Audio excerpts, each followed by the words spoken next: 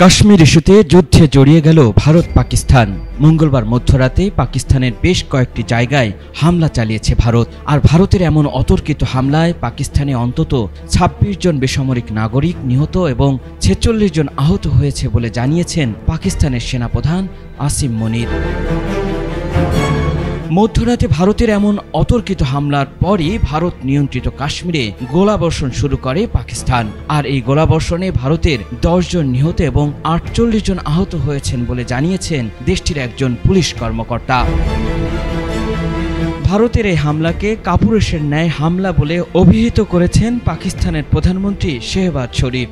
এমন পরিস্থিতিতে জাতীয় নিরাপত্তা কমিটির বৈঠকও ডেকেছেন তিনি, দিয়েছেন যুদ্ধের হুঙ্কার। পাকিস্তানের পক্ষ থেকে বলা হয়েছে যে তারা তাদের পছন্দের স্থান এবং সঠিক সময়ে এই হামলার জবাব দেবে। তাহলে কি পারমাণবিক যুদ্ধের দিকেই এগিয়ে যাচ্ছে ভারত পাকিস্তান? পাকিস্তানের কেন্দ্রীয় মন্ত্রী আতাউল্লাহ তারার জানিয়েছেন ভারত মসজিদ, নারী ও শিশুদের হামলার লক্ষ্যবস্তু করেছে।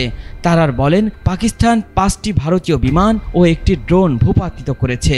পাশাপাশি পাকিস্তান সেনাবাহিনী বেশ কয়েকটি শত্রু ঘাঁটিও ধ্বংস করেছে। পাকিস্তানের এই মন্ত্রী বলেন ক্ষয়ক্ষতির সম্পূর্ণ বিবরণ শীঘ্রই জনসম্মুখে প্রকাশ করা হবে। আর ভারতের এমন হামলার কঠিন জবাব দিবে পাকিস্তান।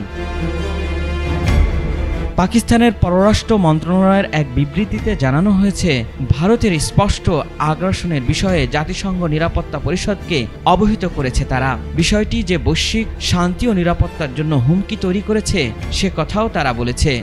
পাকিস্তান বলছে জাতিসংঘ সনদের ৫১ নম্বর অনুচ্ছেদ অনুযায়ী আত্মরক্ষার অধিকার প্রয়োগ করে পাকিস্তান নিজস্ব পছন্দ মতো সময় ও স্থানে এই আগ্রাসনের উপযুক্ত জবাব দেওয়ার অধিকার সংরক্ষণ করে। তাহলে কি জাতিসংঘ থেকেও ভারতে পাল্টা হামলার অনুমতি নিয়ে নিল পাকিস্তান? এদিকে ভারতের সেনাবাহিনী কাশ্মীরের নিয়ন্ত্রণ রেখার কাছে চূড়া কমপ্লেক্সে সাদা পতাকা উত্তোলন করেছে বলে দাবি করছে পাকিস্তান।